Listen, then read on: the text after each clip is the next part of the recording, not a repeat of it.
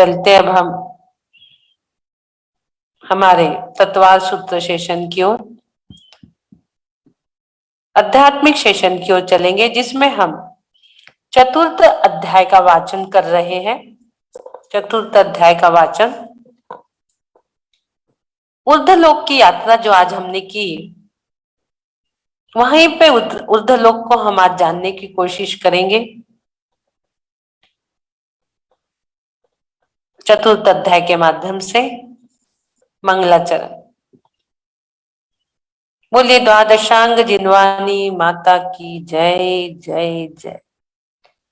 मोक्ष मार्गस्य नेतारं भेत्तारं कर्म भूभृतां ज्ञातारं विश्वतत्त्वानां वन्दे तद्गुणलब्धे वन्दे तद्गुणलब्धे वन्दे तद्गुणलब्धे। बोलिए द्वादशांग जिनवाणी माता की जय। आचार्य उमा स्वामी महाराज की जय। ग्रंथादिराज ग्रंथ तत्वार सूत्र ग्रंथ की जय। चतुर्थ अध्याय की ओर हम चल रहे हैं। Share screen. 19 नंबर सूत्र हम पढ़ लेंगे सभी लोग। वैमानिक देवों के निवास स्थान। हमारी वैमानिक देवों की चर्चा चल रही है, उसमें हम वैमानिक देवों के निवास स्थान की चर्चा आज हम करेंगे। कल हमने कहाँ पर रहते हैं वो भी हमने देखा था। ऊपर ही ऊपर ऊपर की ओर वो रहते हैं। 16 स्वर्ग के 8 युगल, 9 ग्रेवियक, 9 अनुदिश, 5 अनुत्तर, ये सब विमान क्रम से ऊपर ऊपर हमने देखे थे। स्वर्ग में परस्पर समीपता तो नहीं है, क्योंकि इनमें असंख्यात योजनों का अंतर इसमें रहता है। हम पढ़ लेते हैं अब इसको। सौधर में शान सानत कुमार माहेंद्र ब्रह्मा ब्रह्मोत्तर लांतव कापिष्ट शुक्र महाशुक्र सतार सहस्रारेशान्वत प्राणत योरार्णाच्युत योर्ण वसु नवसु योर्णवसु ग्रैविकेशु विजय वैजंत जयंता पराजितेषु सर्वार्थ सिद्धोच्च। थोड़ा सा कठिन लगेगा आप लोगों को, थोड़ा सा ध्यान से आप लोग पढ़ेंगे इसको, ध्यान से पढ़ेंगे सभी लोग इसे। सौधर में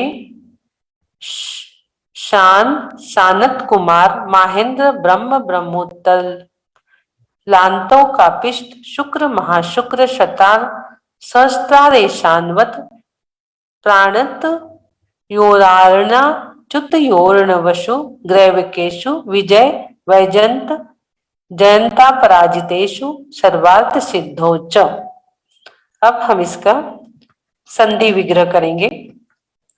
संधि विच्छेद देखिए। सौधर्म शान यानी सौधर्म और ईशान वैमानिक देवों के निवास स्थान हम देख रहे हैं। उसके बाद सौधर्म शान के बाद सानत कुमार, सौधर्म ईशान संधि विग्रह सौधर्म ईशान, फिर सानत कुमार, फिर महेंद्र, और फिर ब्रह्मा ब्रह्मोत्तर, ब्रह्म प्लस ब्रह्मोत्तर। उसके बाद लांतव कापिष्ट शुक्र, फिर महाशुक्र संधि विग्रह शुक्र महाशुक्र का, प्लस सतार प्लस सहस्तार ईशानवत में प्लस सहस्तार, फिर आणत और प्राणत। प्राणत योरार्णाच्युत, तो प्राणत फिर आरण फिर अच्युतयो फिर नवसु अच्युतर्योर फिर नवसु फिर ग्रैविकेशु प्लस विजय प्लस वैजंत प्लस जयंत प्लस अपराजितेषु सर्वार्थ सिद्धोच्च, सर्वार्थ सिद्धो प्लस च। इसका अर्थ सौधर्म ईशान सानत कुमार माहेंद्र ब्रह्म ब्रह्मोत्तर लांतव कापिष्ट शुक्र महाशुक्र सतार और सहस्तार तथा आनंद प्राणत आज्ञाच्युत 9 ग्रैवक और विजय वैजंत, जयंत, अपराजित तथा सर्वात सिद्धू में निवास करते हैं। वैमानिक निवास कहाँ पर है? वैमानिक देवों का निवास ये आप यहाँ पर देख रहे हैं। आप देख लेंगे इसको। कल हमने देखा था कि जो विमान में वास करते हैं उन्हें विमानवासी देव कहते हैं। तो सौधर्म ईशान ये जो है, सौधर्म नाम की सभा में पहले हम एक एक को लेंगे। सौधर्म नाम की सभा से उसका नाम सौधर्म स्वर्ग है। उसका नाम सौधर्म स्वर्ग क्यों पड़ा? क्योंकि सौधर्म इंद्र की सभा आपने देखे होंगे पंचकल्याणक में, तो सौधर्म नाम की सभा से इसका नाम सौधर्म पड़ा। ये जो जिसमें भी इतने भी अपने विमान देखे, इसमें जो वैमानिक देव निवास करते हैं उनका नाम ऐसा क्यों पड़ा है? तो वहां सौधर्म नाम की सभा से उसका नाम सौधर्म स्वर्ग है, यानी कल्प है। हम तो कल्पापन्न और कल्पातीत कल हमने देखे थे। कल्प यानी स्वर्ग और उसमें उत्पन्न होने वाले तो कल्पोपन्न कल हमने देखे थे। तो निवास करने से इंद्र का नाम सौधर्म इंद्र हुआ। यहाँ जो निवास करते हैं इंद्र, उनका नाम सौधर्म इंद्र होगा, जो सौधर्म विमान में जो रहते हैं। यह विमान 5 वर्ण वाला है। ये जो विमान है ये 5 वर्ण, देखिए एक एक का आज हम विश्लेषण कर रहे हैं। बहुत अच्छा सब्जेक्ट है ये। हम 16 स्वर्ग रोज देखे थे ना कल हमने, उनका एक एक का विश्लेषण यहाँ पे होगा। देखो तो जहां जहां वैमानिक देव निवास करते हैं वहां पे, तो ये विमान 5 वर्ण वाला है। इसमें 32 लाख विमान है और घन रूप जल के आधार है। इसमें एक मानस स्तंभ है जिसके पिटारे लटकते रहते हैं। एक माना आप पंचकल्याणक में देखते हो, इंद्रों के जो वस्त्र आते हैं ना वो पिटारे में आते हैं। तो मानस स्तंभ है जिसमें पिटारे लटकते रहते हैं और भरत क्षेत्र के तीर्थंकरों के वस्त्राभूषण स्थापित रहते हैं। जो हम भरत क्षेत्र में है, हम लोग भरत क्षेत्र आर्यखंड में है ना, हम पंचकल्याणक देखते तो तीर्थंकर भगवान जो रहते हैं उनके वस्त्र कहाँ से आते हैं? स्वर्ग से आते पिटारे में। वो पिटारे को आप देखते हो, ऊपर पेंडॉल से नीचे आता है, फिर उसको खोलते हैं, उसमें से वस्त्र निकलते हैं। यहाँ के नहीं चलते, हमारे यहाँ के वस्त्र नहीं चलते, हमारे मिल के तीर्थंकर के वस्त्र कहाँ से आते हैं? सब सौधर्म इंद्र भेजता है, सब स्वर्ग से आते हैं। तो पिटारे में भर के जो वस्त्र आते हैं वो भरत क्षेत्र के तीर्थंकरों के वस्त्राभूषण उसमें रहते हैं। उसके बाद ईशान इंद्र के निवास से स्वर्ग का नाम ईशान हुआ। यहाँ पर ईशान जाति के देव रहते हैं, इसलिए इसका निवास स्थान जो हुआ ईशान हुआ। यहाँ विमान 5 वर्ण वाला है। इसमें 28 लाख विमान है। ईशान में 28 लाख विमान है। इस स्वर्ग में मानस्तंभ के पिटारों में, यहाँ पे जो मानस्तंभ है इसके पिटारों में तीर्थंकरों के, कौन से तीर्थंकरों के वस्त्र रहते हैं? ईशान में ऐरावत क्षेत्र के, भरत क्षेत्र के सौधर्म में ऐरावत क्षेत्र के तीर्थंकर के वस्त्राभूषण ईशान स्वर्ग में रहते हैं। यह घन स्वरूप जल के आधार है। और सानत कुमार, तीसरे की ओर चलेंगे हम। सानत कुमार इंद्र के निवास से इस स्वर्ग का नाम सानत कुमार, इंद्र यहाँ रहते हैं इसलिए इस स्वर्ग का नाम सानत कुमार पड़ा। यह पवन के ऊपर स्थित है। ये कैसा है? पवन के ऊपर है। इसका वर्ण कृष्ण वर्ण से रहित 4 वर्ण वाला है। यहाँ पे कृष्ण वर्ण नहीं रहेगा, बाकी 4 वर्ण रहेंगे। और इसमें 12 लाख विमान है। इस स्वर्ग से मानस्तंभ के पिटारों में पूर्व विधेय के तीर्थंकर के वस्त्राभूषण साबित होते हैं। हमने पहले सब देखे हैं, पूर्व विधेय, पश्चिम विधेय। तो पूर्व विधेय के जो तीर्थंकर होते हैं उनके वस्त्र आभूषण इसमें स्थापित रहते हैं। उसके बाद महेंद्र इंद्र के निवास में इस स्वर्ग का नाम महेंद्र हुआ क्योंकि यहाँ पर महेंद्र जाति के देव रहते हैं। इसका वर्ण कृष्ण वर्ण से रहित 4 वर्ण वाला है। इसमें 8 लाख विमान है। इसमें मानस स्तंभ स्थित पिटारों में पश्चिम विधेय के तीर्थंकरों के वस्त्राभूषण रहते हैं। पश्चिम विधेय हमने देखे थे, पूरब विधेय, पश्चिम विधेय, 3 लोक के नक्शा में हमने जब देखे थे, पूर्ण मध्य लोक का नक्शा, सारा चीज हमने देखा है पहले। ब्रह्म में क्या होता है? ब्रह्म इंद्र के निवास, इस स्वर्ग के नाम ब्रह्म स्वर्ग हो गए। ब्रह्म स्वर्ग में ब्रह्म का निवास रहता है, इसलिए कृष्ण और नील वर्ण से रहित तीन वर्ण। देखो जैसे जैसे ऊपर जा रहे हैं कालिक खत्म होते जा रही है, वो काला वर्ण नील वर्ण खत्म होके शुभ्रता की ओर जा रहे हैं। कृष्ण और नील वर्ण से रहित तीन वर्ण वाला है, इसमें 4 लाख विमान है। यह जल और वायु दोनों के उपस्थित है, जल और वायु दोनों के उपस्थित है। फिर ब्रह्मोत्तर, ब्रह्म से उत्तर ब्रह्मोत्तर है। ब्रह्म और ब्रह्मोत्तर का एक इंद्र होता है। यह तीन वर्ण वाला है, जल और वायु दोनों के रूप स्थित है, जल और वायु दोनों के ऊपर ये स्थित है। उसके बाद लांतव, लांतव इंद्र के निवास से स्वर्ग का नाम लांतव स्वर्ग हुआ। इसका वर्ण कृष्ण और नील वर्ण से रहित तीन वर्ण वाला है। इसमें 50,000 विमान है। देखिए किसमें कितने विमान है। और कापिष्ट, फिर उतने ही अकृत्रिम चैत्यालय भी है उसमें। लांतव कापिष्ट स्वर्ग का एक लांतव इंद्र होता है। उसका वर्ण और विमानों की संख्या लांतव की है, लांतव की ही है, अलग से विमानों की संख्या नहीं है। कापिष्ट के निवास से इस स्वर्ग का नाम कापिष्ट हुआ। यह जल और वायु के आधार पर स्थित है। जो लांतव की है, इस जो लांतव में हमने अभी देखे ना 50,000 विमान है, वो ही कापिष्ट में 50,000 विमान है। फिर शुक्र की ओर चलेंगे। शुक्र इंद्र के निवास से इस स्वर्ग का नाम शुक्र नाम पड़ा। शुक्र स्वर्ग की ओर हम जा रहे हैं। इसका वर्ण पीत और शुक्ल है। इसमें 40,000 विमान है, जल और वायु दोनों के उपस्थित है। महाशुक्र, महाशुक्र जाति के देव रहते, इसलिए इस स्वर्ग का नाम महाशुक्र विमान हुआ। शुक्र महाशुक्र कल्प का एक शुक्र इंद्र है। इसका वर्ण भी पीत और शुक्ल है। विमानों की संख्या भी कल्प के समान 40,000 विमान है। जल और वायु दोनों पर, और यह जल और वायु दोनों के ऊपर स्थित है। फिर सतार, शुक्र महाशुक्र, फिर सतार और सहस्तार। सतार इंद्र के निवास से स्वर्ग का नाम सतार स्वर्ग हुआ। इसका वर्ण पीत और शुक्ल है। इसमें 6,000 विमान है। यह जल और वायु दोनों पर स्थित है। फिर सहस्तार की ओर हम चल रहे हैं।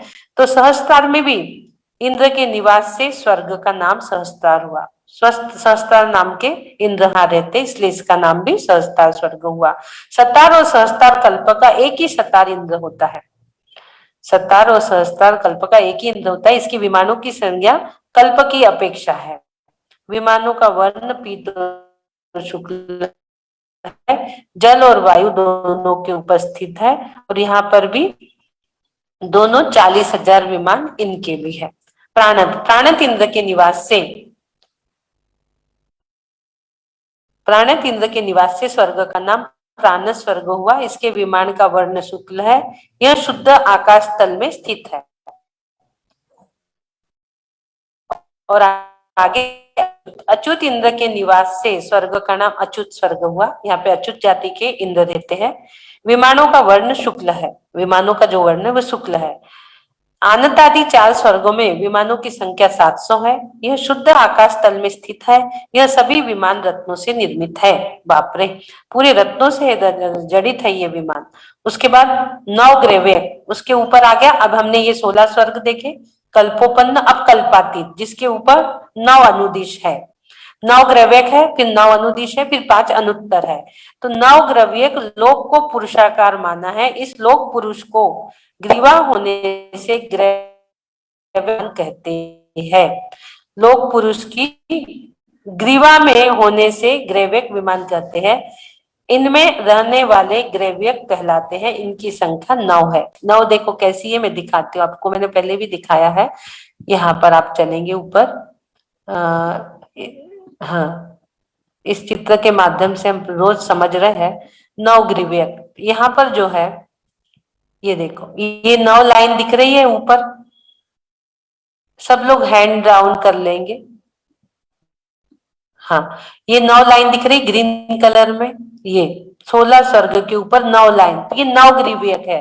1 2 3 4 5 6 7 8 9, ये जो है ये 9 ग्रीवियक है। आप ये देख रहे हैं पूर्ण, यहाँ पर ये 9 लाइन, 16 स्वर्ग के ऊपर 9 लाइन, ये 9 ग्रीवियक हो गए। तो कौन से है 9 ग्रीवियक? लोक को पुरुषाकार माना है। इस लोक पुरुष की ग्रीवा में होने से इन्हें ग्रेवियक विमान कहते हैं। इनमें रहने वाले ग्रेवियक कहलाते हैं। सुदर्शन, अमोघ, सुबुद्ध, दयोधर, सुभद्र, सुविशाल, सोमनस, प्रियंकर, ये 3 भागों में विभाजित है।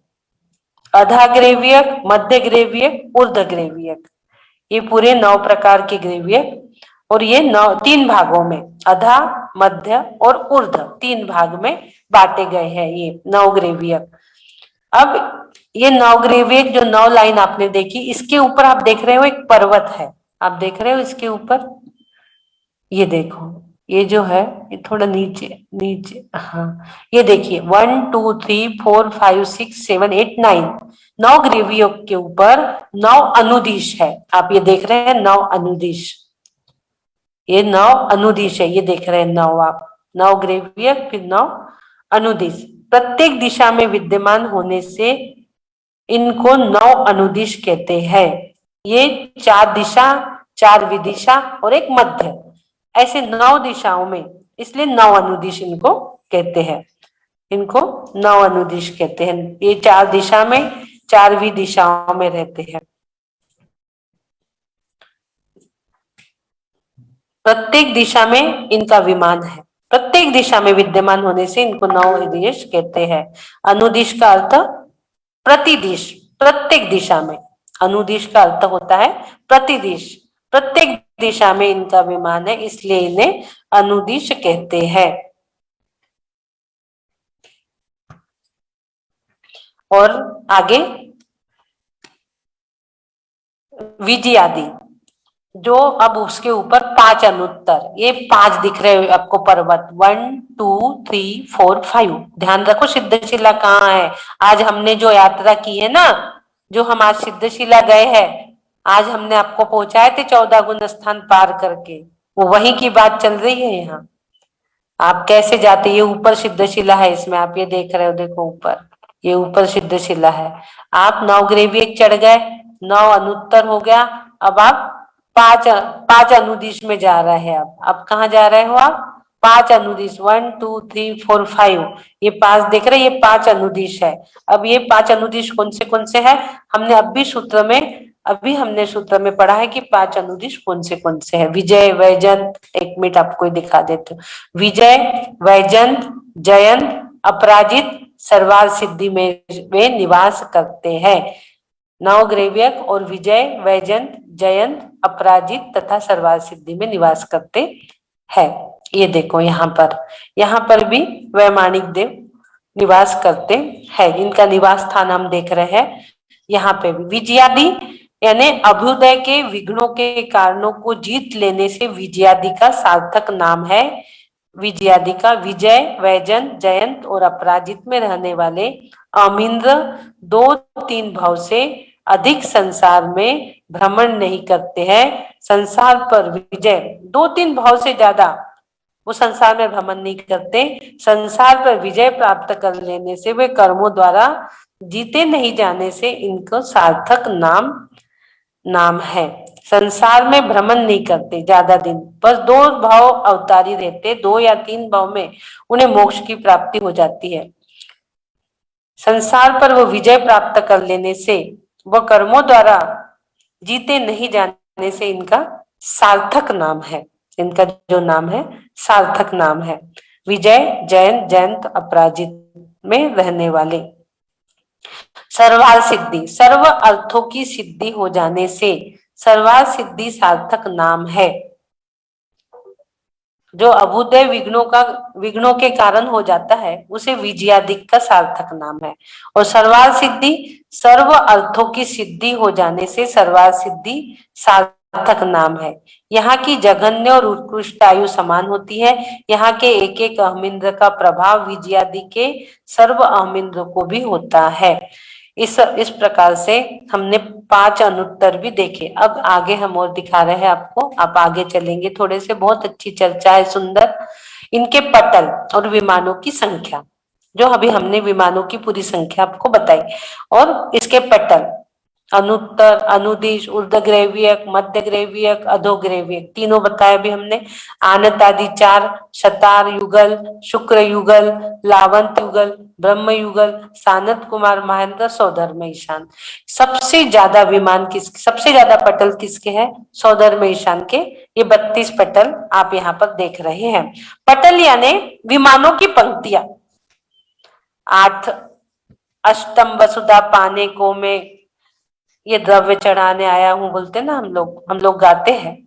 तो सिद्धशिला के ऊपर 3 वात वलय आपने देखी, ये 1 2 3 3 वात वलय है। घणोदधि, घणवात वलय, तनवात वलय। तो सिद्ध भगवान तनवात वलय के अंत में, ये देखो यहाँ पर, ये थोड़ा सा डिस्टर्ब, थोड़ा सा नीचे नहीं आ रहा है ये देखो, ये जो सिद्धशिला है ना, इसमें नहीं रहते, इसके ऊपर ये जो 3 लेयर गई है ना, ये 3 लेयर जो आप देख रहे हैं, इस 3 लेयर के ऊपर जो तनवात वलय की लेयर है, वहां अंत में सिद्ध भगवान विराजमान होते हैं। उनके अग्रभाग में सारे सिद्धों के सिर वहां स्पर्श करते हैं, ये सिद्धशिला। और इसके ऊपर थोड़ा सा, हाँ ये देखो, ये सिद्धशिला, और इसके ऊपर ये जो 3 लाइन गई है, इसमें जो तन्वात वलय है, वहां पर सिद्ध भगवान लोक के अग्रभाग में जाकर स्थित हो जाते हैं। हमने जो अभी पटल्स और विमानों की संख्या देखी, 84,97,023 इतने विमान है। और एक विमान में, एक विमान में 108 प्रतिमाएं विराजमान है। अब 84,97,023 इंटू 108 कर लो, तो कितने प्रतिमाओं के दर्शन हम करते हैं ये देख लो। ऊर्ध्वलोक के इतने ही अकृत्रिम जिनचैत्यालय है, और उन सब में 108 प्रतिमाएं हैं। अनुत्तर के 9 पटल, अनुदिश के 9 पटल, ऊर्ध्वग्रैवियक, मध्य ग्रैवियक, अधोग्रैवियक के 3-3। अभी हमने देखे थे ग्रैवियक के 3 भाग, अधोभाग, मध्य भाग, अधोभाग। फिर सतार युगल के 2 पटल, शुक्र युगल के 2 पटल, लावंत युगल के 2 पटल, ब्रह्म युगल के 4 पटल, सानत कुमार महेंद्र के 7 और सौधर्म ईशान के 32 पटल। पटल यानी विमानों की पंक्तियां, पटल यानी विमानों की पंक्तियां। जैसे एक मकान में फ्लोर होते हैं ना, एक मकान में इतने फ्लोर है, इतने फ्लोर है, ऐसे एक एक विमान के ये इतने इतने फ्लोर है, पूरे इतने फ्लोर है। तो कुल फ्लोर कितने हो गए? 16वें स्वर्ग तक 52 पटल होते हैं। जो 16वें स्वर्ग होता है वहां तक 52 पटल होते हैं। प्रत्येक पटल का स्ट्रक्चर आप देख रहे हो। पहले दूसरे स्वर्ग में सबसे ज्यादा पटल होते हैं, 31 पटल पहले दूसरे स्वर्ग में सबसे ज्यादा। आप ये देख रहे हो, ये देखो, ये 3-3 वलय देख रहे हैं, ये सब इसमें देख रहे हैं। ये 9 दिश, ये 5 अनुत्तर।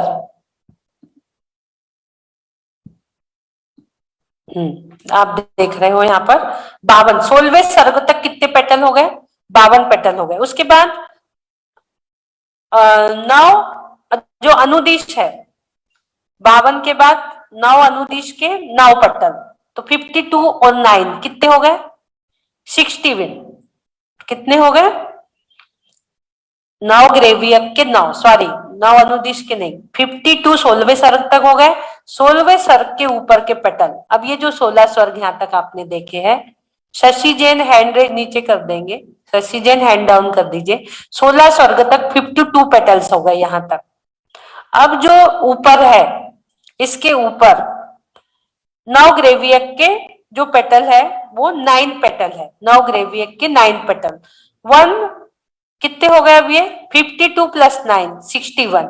और अब इसके ऊपर अनुदिश जो है, 9 अनुदिश का 1 पटल, 9 अनुदिश का 1 पटल और 5 अनुत्तर का 1 पटल, 9 अनुदिश का 1 पटल और 5 के 1 पटल, ऐसे 63 पेटल्स है। पूरे पूरे जो पेटल्स है वो 63 है, नीचे से ऊपर तक 63 मंजिल का है ये पूरा, पूरे विमानों की पंक्तियां एक मकान के फ्लोर होते, उस प्रकार से इसमें पूरा बताया हुआ है। तो 63 पेटल्स इसके पूरे बताए हैं। और ये इतने विमान है और इतनी अकृत्रिम जिनचैत्यालय वहां पर है, इस तरह से ऊर्ध्वलोक के कुछ 63 पटल, सबसे ज्यादा पटल सौधर्म और ईशान स्वर्ग में है। सौधर्म और ईशान स्वर्ग में सबसे ज्यादा 31 पटल है, यहाँ पे 32 बताया जा रहा है, कुछ प्रिंट मिस हुई होंगी, थोड़ा सा कुछ कुछ कुछ ग्रंथों का रहता है। तो 31 पटल सौधर्म और ईशान इंद्र के रहते हैं। और यहाँ पर 87,97,023 पटल पूरे विमान है। और ऊर्ध्वलोक के अकृत्रिम जिनालय है, गिने हुए है। इस प्रकार से सर्वार्थ सिद्धि में पैदा होने वाले सभी देव अगले जन्म में मनुष्य बनकर मोक्ष प्राप्त करते हैं, और इनका मात्र एक भाव मनुष्य पर्याय रह जाता है, फिर मोक्ष चले जाते हैं, एक भाव अवतारी। अभी हमने बताया था यहाँ पर जो हम सर्वार्थ सिद्धि ऊपर 5 अनुदिश, 9 ग्रेवियर, 9 अनुदिश, 5 अनुत्तर जो है, इसमें जो सर्वार्थ सिद्धि है, सर्वार्थ सिद्धि के जो देव होते हैं वो वापस मनुष्य लोक में आते हैं और मुनि धर्म अंगीकार करके एक भावतारी होते हैं। एक भाव में यानी अगले भाव में मनुष्य पर्याय धारण करके उन्हें निश्चित मोक्ष की प्राप्ति हो जाती है सर्वार्थ सिद्धि के देव को। इनका मात्र एक भाव रहता है।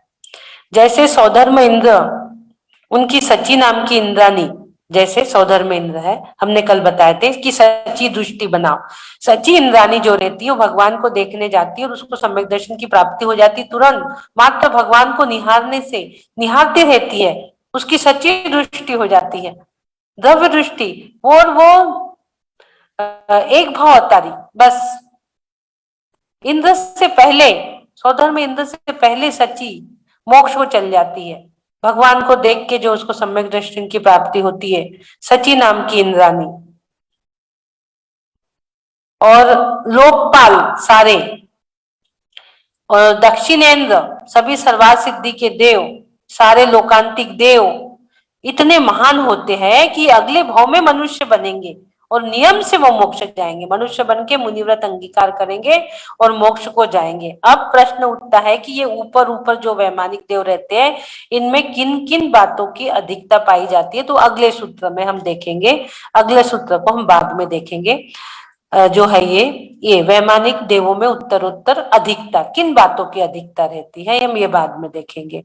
अभी हमने पटल देख लिए, विमान देख लिए आज पूरे, और उसमें उन्हें क्यों कहे जाते हैं, उनके वर्ण क्या है, कौन से स्वर्ग में कितने विमान है। पहले पहले के इंद्र दक्षिण इंद्र कहलाते हैं और बाद में उत्तर इंद्र कहलाते हैं। सौधर्म इंद्र 31वें पटल में दक्षिण दिशा के 18वें श्रेणीबद्ध विमान में, और ईशान इंद्र उत्तर दिशा के 18वें श्रेणीबद्ध विमान में रहता है। सौधर्म इंद्र जो है 31वें पटल में, अपन जो सौधर्म इंद्र देखते हैं ना, पंच कल्याणक में सौधर्म इंद्र की सभा लगती है, तो सौधर्म इंद्र 31वें पटल में दक्षिण दिशा के 18वें श्रेणीबद्ध विमान में, और ईशान इंद्र उत्तर दिशा के 18वें श्रेणीबद्ध विमान में रहता है। सौधर्म और ईशान स्वर्ग को छोड़कर शेष स्वर्ग में देवांगनाओं की उत्पत्ति नहीं होती। हमने देखे थे पहले और दूसरे, हमने देखे थे पहले और दूसरे स्वर्ग में देवियों की उत्पत्ति होती, फिर देव बारात लेके आते हैं और अपनी अपनी देवी को अपने अपने विमान में लेके चल जाते हैं, फिर पहले और दूसरे स्वर्ग में देवियां उत्पन्न होती है, हमने ये देखा था। 18वें श्रेणीबद्ध विमान में ये रहते हैं। सौधर्म और ईशान स्वर्ग को छोड़कर शेष स्वर्ग में देवांगना की उत्पत्ति नहीं होती। देवियों की आयु 55 पल्लक से अधिक नहीं होती। इस प्रकार से हमने देखा, और आगे की बात अब हम कल करेंगे। समय भी हमारा 9 बज रहे हैं, टाइम हो गया। आज हमने देख लिए निवास स्थान, कल भी हमने बहुत सारी चीजें जाने थे, आज भी हमने बहुत सारी चीजों को जान लिया। प्रत्येक पटल का स्ट्रक्चर, इंद्रक, विमान, सब 31 पटल, इनके ये 31 पटल हो गया, और ये पटल की पूरी संख्या हो गई, और विमानों की संख्या, और इतने अकृत्रिम जिन चित्रालय, और इनमें 108 प्रतिमाएं विराजमान है। इस प्रकार से हम भी जल्दी से सर्वार्थ सिद्धि के देव बन के कहाँ चल जाए, एक भाव में ही सिद्ध शिला को। ऊर्ध्वगमन को हम प्राप्त हुए, जो हमारा स्वभाव है, हम ऊर्ध्वगमन स्वभावी है। तो हम भी सिद्धशिला में जाके वो तन्वात विलय, धनवात विलय, घणोदधिवात विलय, तो हम तन्वात विलय में जाकर अपने शीश को वहां पर स्पर्श करेंगे। इसी भावना के साथ अपने वाणी को विराम देती हूँ। बोलिए द्वादशांग जिनवाणी माता की जय जय जय। प्रतिक्रमण। हे हरियन प्रभु, मुझसे मन वचन काया द्वारा, क्रोधमान माया लोभ द्वारा सच्चे देवगुरु शास्त्र की अभिनय हुई हूँ, अश्रद्धान हुआ हूँ, मुझे क्षमा करे प्रभु, मुझे क्षमा करे। तथा एकेंद्र से लेके पंचेंद्र तक इस भाव में या पूर्व भाव में किसी भी जीव का घात हुआ हो, दिल दुखा हो, मुझे क्षमा करे प्रभु, मुझे क्षमा करे। और आज का नया दिवस आपने हमें दिया, इसलिए हम आपके कोटि कोटि आभार, कोटि कोटि वंदन, कोटि कोटि नमन करते हैं और भावना भाते हैं जब भी इस संसार से जाए समाधि संलग्न पूर्वक ही जाए। और भावना भाते हैं लेट के नहीं बैठ के जाएंगे, लेट के नहीं बैठ के जाएंगे, घर से नहीं मंदिर से जाएंगे, लेट के नहीं बैठ के जाएंगे, घर से नहीं मंदिर से जाएंगे। तथा इस शरीर को संयम रूपी मंदिर बनाकर इस पर संलेखना रूपी कलश धारण करके ही जाएंगे। इसी भावों के साथ मैं स्वस्थ हूँ, मैं स्वस्थ हो रहा हूँ, मैं स्वस्थ हो चुका हूँ, स्वस्थो हम सुरक्षितो हम, ओम नमः आरोग्यो हम, परम स्वास्थ्य स्वरूपो हम, परम स्वास्थ्य स्वरूपो हम, सोहम सोहम सिद्धोहम सिद्धोहम। ओम नमः सिद्धेभ्य, ओम नमः सिद्धेभ्य, ओम सुखम, ओम सुखम, ओम शांति, ओम शांति। बोलिए आदिनाथ भगवान की जय जय जय। बहुत सुंदर Archana ji very good session, बहुत ही बढ़िया। गृहस्थ आश्रम की हमारी आचार्य Archana ji. Thank you Lalita ji, thank you. एक मिनट, कहाँ पे है आप, मैं ले क्या? हाँ हाँ हाँ, मैंने कहा बहुत सुंदर सेशन आपका। हमारे गृहस्थ आश्रम के आचार्य हमारे पुनीत चैतन्यवती माता जी ने इनको उपाधि दी थी गृहस्थ आश्रम के आचार्य। और सही में ये गृहस्थ आश्रम आचार्य है, क्योंकि जैसा पालन करती है वैसा बोलती है, और जैसा बोलती है वैसा पालन भी करती है। और धीरे धीरे इनके उसमें विशुद्धि आती जाए। मैं तो भगवान से यही प्रार्थना करती हूँ कि विशुद्धि और बढ़ती चली जाए आपके अंदर में, और बस इसी तरह आगे बढ़ते रहिए और सबको ज्ञान का स्रोत बहाते रहिए। ज्ञान बढ़ाने से ही ज्ञान में बढ़ोतरी भी होती है, और एक साथ समूह बैठ के सुनने का उसका अलग ही आनंद होता है। अभी भी इतने लोग बैठे हुए, ये बहुत बड़ी बात है। वीकडेज के अंदर में इतने लोग बैठे रहना बहुत हाँ, 9 बज गए, सुबह से बैठे हैं बहुत लेट हो गया आपका। मैं रोज पूरा में नहीं बैठती हूँ, बस सुनती जरूर हूँ इधर उधर होते हुए, क्योंकि मेरे सुबह के कार्यक्रम बहुत सारे होते हैं इसीलिए। लेकिन बहुत सुंदर। और कल हम लोग चेन्नई जा रहे हैं, तो मंजू जी की शादी में सोनल भी यहीं आई है। अच्छा, चलिए बढ़िया, आप होके आइए, शादी करके आइए। थैंक यू ललिता जी। लेते हैं सुमन लता जी हमारी। बहुत सुंदर दीदी, बहुत सुंदर। आज तो आपने जम्मू द्वीप, 14 गुण स्थान, मतलब बातों बातों में सब बता ही दिया। थोड़ा थोड़ा अच्छा वर्णन किया, इतने कम शब्दों में सब कुछ समझ में आ गया। मतलब महावीर विधान करते समय मैं पढ़ती हूँ 14 गुण स्थान, इतना समझ में नहीं आता, बट आज सारा क्लियर हो। जी एक दिन इसका है ना पूरा डिटेल में क्लास ले लीजिए 14 गुण स्थान का, क्योंकि जब 14 गुण स्थान की जो रचना आ रही है गुणायतन में, तो लोगों को उसके बारे में पहले से अगर जानकारी हो जाए तो वो वहां जाके अपना एक थर्मामीटर के रूप में गुण स्थान को जज कर सकते हैं अपने आप में। इसमें आएगा ना तत्वार सूत्र है 14 गुण स्थान अपने आप में एक थर्मामीटर है। आप अपने आप को जज करिए कि आप थर्मामीटर के लेवल में कितने।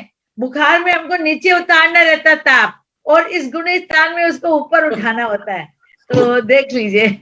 हाँ, तो अभी इसमें आएगा, तत्वार सूत्र में आएगा ना, आगे आगे आएगा क्रम। हाँ, एक एक क्रम से हम चल रहे हैं, तो इसमें आएगा। आज हमने थोड़ा थोड़ा इसलिए आपके कानों में डाल दिया कि आप उस शब्दों से परिचित हो जाओ। थोड़ा थोड़ा डालते जाते बीच बीच में। है क्या मैंने पढ़ा है, बट इतना समझ नहीं आया जितना आज समझ में आया। थोड़ा थोड़ा हम शब्द आपके कानों में पहले से डाल दे रहे हैं, ताकि आगे आपको दीदी, हम अर्थात लोग तो क्या है। चंद्रमा में जो है वो देखते थे कि एक बुढ़िया है और ये चरखा काट रही है, बट आपने बताया नहीं, अकृत्रिम चैत्यालय देखो उसके अंदर, तो सोच ही बदल रही है। तो सब कुछ इतना स्प्लेंडेड है, कुछ भी नहीं कह सकते कि क्या है, मतलब तो इतना ज्यादा अच्छा हो गया कि ये अपने जैन विज्ञान के अनुसार है, पूरा भूगोल जो है जैन जागृति के अनुसार ही मैं पूरा बता रही हूँ। जी दीदी, पूरा जितना भी बता रही हूँ कि ये चंद्रमा सूर्य से ऊपर है। विज्ञान कहता है जरूर कि हम चंद्रमा पे गए थे, पर वो कहीं और जाके अटक गया, चंद्रमा पे नहीं गया है, क्योंकि इतने सूर्यों को लांग के उसको जाना पड़ेगा, और सूर्य को लांग के चंद्रमा पे जाना बहुत मुश्किल है। चंद्रमा का पूरा परिवार है, चंद्रमा को अपने जैन धर्म के अनुसार इंद्र कहा है, सूर्य माँ प्रतीन्द्र कहा है। 132 चंद्र और 132 सूर्य बताए गए हैं इसमें। सभी एक दूसरे से कोरिलेट हो रहे हैं, इधर ये भी, इधर तत्वार सूत्र का भी, सभी कोरिलेटेड हो रहा है। कोरिलेटेड ही हो रहा है पूरा, ये बहुत बड़ी बात है। भक्तांबर का भी और ध्यान भी, सिंबल भी और तत्वार सूत्र का भी। हाँ दीदी, सिंबल्स और में तो मौसम भी वैसे ही है। अब तो ड्राइंग करते भी नहीं बन रहा है, सिंबल्स को थोड़ा स्टिफ हो जाती है उंगलियां, इसलिए हम स्टिफ हो जाती है उसको बनाते समय। हाँ, तो वो इसलिए हम कह रहे हैं कि उसको डायरेक्ट ही धारण कर लो। आप नहीं बना पा रहे ना, उसको डायरेक्ट ही धारण कर लो। कल दीदी मैं बताऊं कि मेरे पैरों पे आगे की जो फिंगर्स हैं उस पे स्टील का डब्बा गिर गया था, पूरा भरा हुआ था, बट मुझे कुछ भी नहीं हुआ। अच्छा, मतलब थोड़ा सा भी अगर गिर जाए, अगर उसका ढक्कन भी गिर जाए तो भी आपके पैरों को चोट लगती है, बट लेकिन कुछ नहीं हुआ। मैंने पैर हिला के देखा, सब करके देखा, बट कुछ नहीं, पेन भी नहीं हुआ, कुछ फर्क ही नहीं पड़ा, ऐसा लगा ही नहीं कुछ गिरा है। बहुत बढ़िया। चलते आगे। अनुमोदन आपकी, बहुत बहुत अनुमोदन, बहुत अनुमोदन। चलिए, बहुत सुंदर। अजीत जी जैन क्या बोल रहे थे? हैंड रेस था अजीत जी। अजीत जी वीडियो ऑन करेंगे, वीडियो बंद है अजीत जी का। और हमें सपना कासलीवाल जी के यहाँ से इनके हमें हीलिंग देना है। हाँ, जय जिन दीदी। जय जिनेन अजीत जी, बोलिए। बहुत ही सुंदर सेशन तो ललिता जी ने, और सुंदर सेशन, इतना अच्छा सेशन जिसकी हम इसके लिए कोई शब्द ही नहीं है दीदी। एक एक शब्द को ग्रहण करने लायक है, और आप तो साक्षात इसमें चरित्र रूप में भी ग्रहण करती हैं, और जो जैसा आप श्रवण करती हैं वैसा इसको चरित्र में अंगीकार भी करती हैं। तो ये दोनों चीज आपके लिए तो बहुत ज्यादा मंगलकारी है, बहुत ज्यादा शुभ है। हम लोगों को भी धीरे धीरे यही भावना हमारी भी बन जाए कि हम भी जैसा सुनते हैं उसको चारित्र में भी धारण करें, चारित्र में भी अंगीकार करें, थोड़े हम संयम नियम इनमें भी वृद्धि हो हमारी, और व्रत नियम संयमों में हमारी थोड़ी थोड़ी वृद्धि हो, और ये बढ़ते जाए। हम ये भावना आते हैं, तो इनसे कम से कम कुछ तो हमको सीखने को कुछ तो मिलेगा कि थोड़े थोड़े नियम संयम हम बढ़ाते जाएं, कुछ करते जाएं, क्योंकि ये जीवन तो यही चलेगा। और ये बड़ा धार्मिक चीज है, लेकिन जब आपको देखते हैं साक्षात रूप से कि चरित्र के साथ साथ सभी चीजें हैं आप में, तो ये बहुत बड़ी भावना हमारी भी बनती है कि ऐसा। बहुत सुंदर। अजीत जी हमारे बहुत दिनों से जुड़े हुए हैं, और बहुत ही भक्ति भाव पूर्ण ये रहते हैं, ऊर्जावान। इनके हाथ में भी चोट आ गई, लेकिन इन्होंने उसमें ध्यान नहीं दिया। शरीर में आई है, जो बोलते ना कि जो भी आया रोग वो शरीर में है, आत्मा में नहीं। इस प्रकार की प्रवृत्ति इनकी नहीं। बहुत बढ़िया। भी कैसा है आपका? ठीक है, धीरे धीरे ठीक हो रहा है, धीरे धीरे। और अभी 3-4 दिन में हो सकता है कि इसकी का प्लास्टर बन जाएगा। अच्छा, बहुत सुंदर। हाँ, पद्मा जी बोलिए।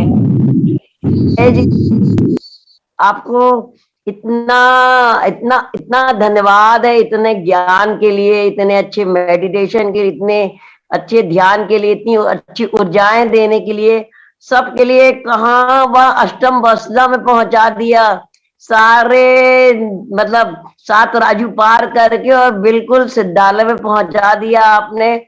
आपको भी वो सिद्ध स्वरूप और अष्टम वसुधा प्राप्त हो, यही मेरी मंगल भावना है। आप सबको भी, वह अपन सब जाए मतलब उधर पे, अब उस सिद्ध तत्व को, अपने आत्म तत्व को, अपने सिद्धि तत्व को प्राप्त करें। बहुत सुंदर ज्ञान, ध्यान, इतनी एनर्जी, इतना अच्छे मेडिटेशन, और इतने अच्छे मतलब तत्वार सूत्र में भी वही सब ऐसा चल रहा है, निकल रहा है। इस सब के लिए कैसे आप एक एक इतना क्लियर बताती हैं, इतना क्लियर, ऐसे पूरा सब शॉर्ट में, ऐसे जैसे क्रीम निकल के आ गई, ऐसे आप क्रीम दे देती हैं हाथ में लाके, बिल्कुल भी ना कहीं और शास्त्रों में जाने की जरूरत है ना। ऐसा आपका डीप अध्ययन, इसके लिए आपके इस महान मतलब ज्ञान के, इस जिनवाणी के श्रुत ज्ञान के अध्ययन के लिए और उस सबको बांटने के लिए आपको कोटि कोटि नमन, वंदन और कोटि कोटि आभार, कोटि कोटि अनुमोदना है। बहुत सुंदर, बहुत बहुत बधाइयां आपको दीदी, बहुत बहुत बधाइयां। Thank you Padma ji, thank you. आप लोगों को समझना चाहिए, इसलिए मैं सोचती हूँ सरल से सरल भाषा में आपका बता दूं, समझे आपको बस। चलिए, हीलिंग देते हैं हम। बोलिए आदिनाथ भगवान की जय।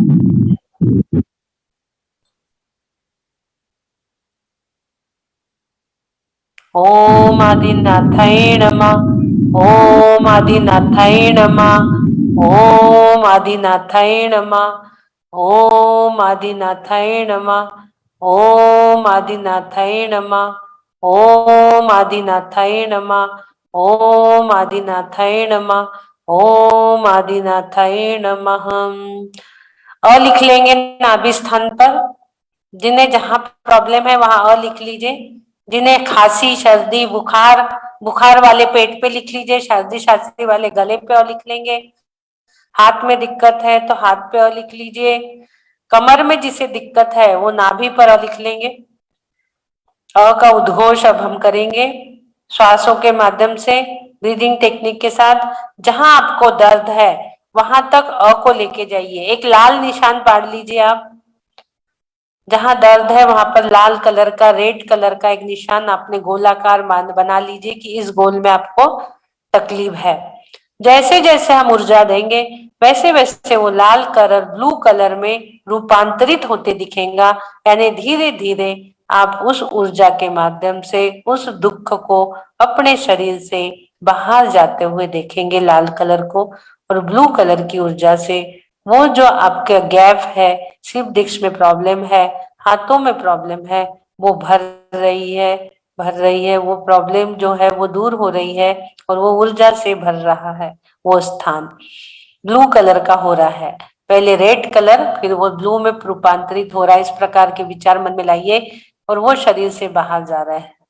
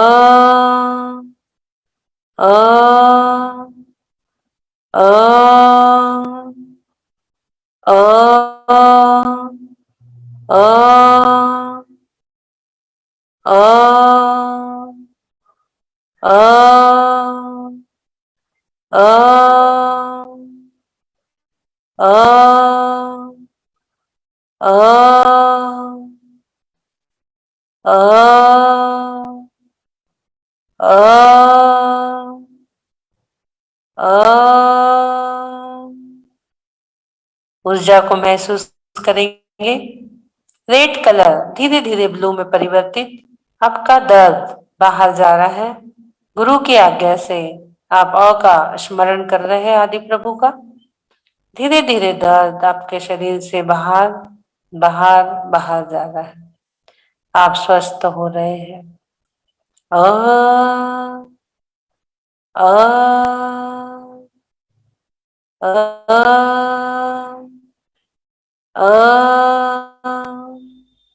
अ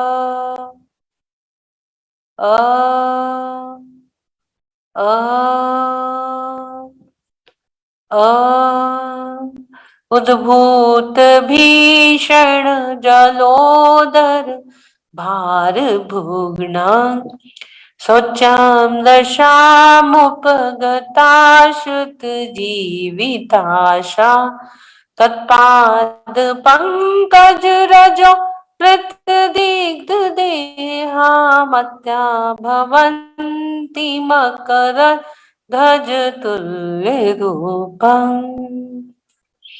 ओम नमो भगवती शुद्धोपद्रव शांतिकारिणी रोग कष्ट जरोपशमनम शांतिम कुरु कुरु स्वाहा।